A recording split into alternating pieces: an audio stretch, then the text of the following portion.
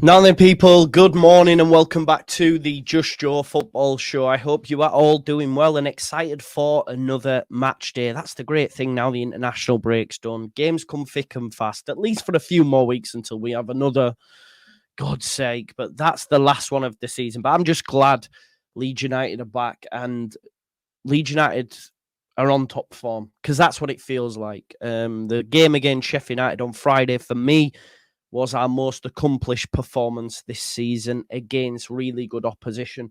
The naysayers, the doubters said, well, we haven't beaten anyone in the top six yet. Well, we did it emphatically on Friday. There was calls about, Watford because they started well. And I said, listen, they're just like another Preston. And that's proved to be the case. It won't be easy. Or am I just BSing? It will be easy because Watford cannot play football away from home, or so it would seem.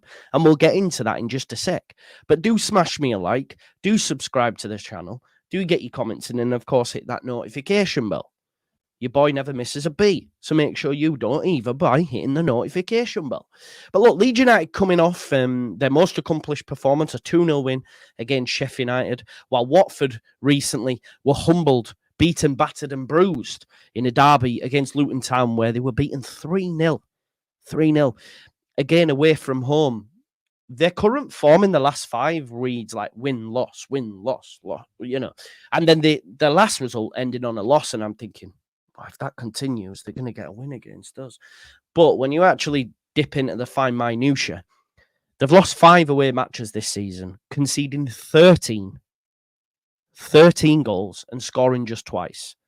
There is something in that psyche with this current Watford squad away from home that's just crumbling. You know, is it tactically, potentially? Farker seemed to say, you can't read too much into it. I think you can. There's a reason why psychologically Leeds struggled from corners for such a long time. It's the same can be said about this Watford side away from home this term.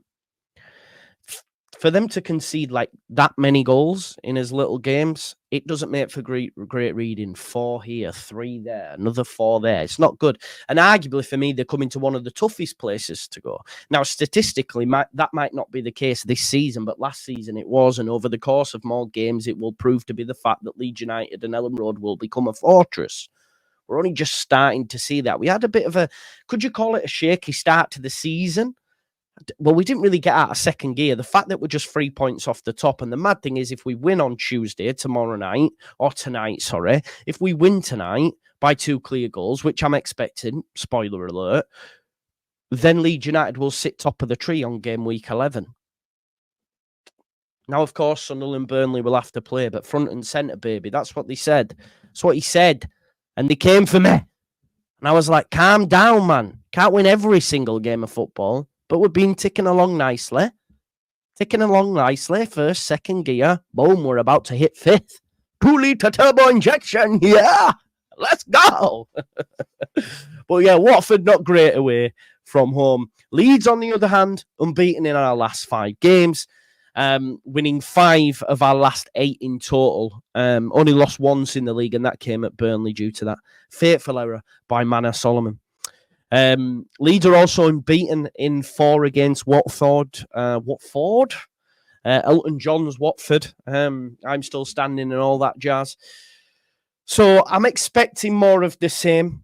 I'm expecting Leeds to win and win well. Now, of course, the players now have to deal with a different type of pressure. Because now that Sheffield United game's out of the way, the fixtures really turn for Leeds, which naturally then brings a different kind of pressure mentally. Because we've played all of the top 6, right? We've played them all and we've done well and we're 3 points off the top. Now the fixtures change. It brings a different type of pressure.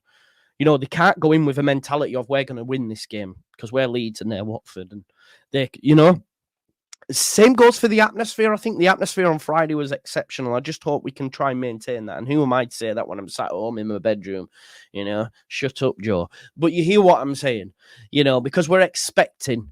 And if we don't get a win, like the atmosphere struggles because of that. But we need to be on it as a fan base as well as the players on the pitch. Will Leeds make any changes? I don't think they will. There could be a conversation about Aronson due to his finishing and all that sort of stuff, but off the ball, he offers us so much.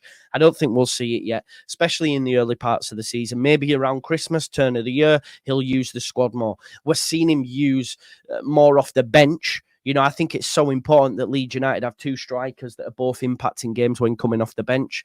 Obviously, we have Bamford, who isn't a Leeds legend, Daniel Farker, I may add. We have Solomon, we have James. I mean, it's a plethora of talent. Imagine majority of them players walk into more sides. And, you know, they're on our bench. It's insane. Now, Watford will pose challenges. They do have some experienced pros in there. Ogbonna, formerly of West Ham. Sissoko, formerly of Spurs.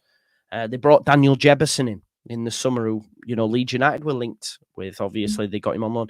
They have Paul Ince.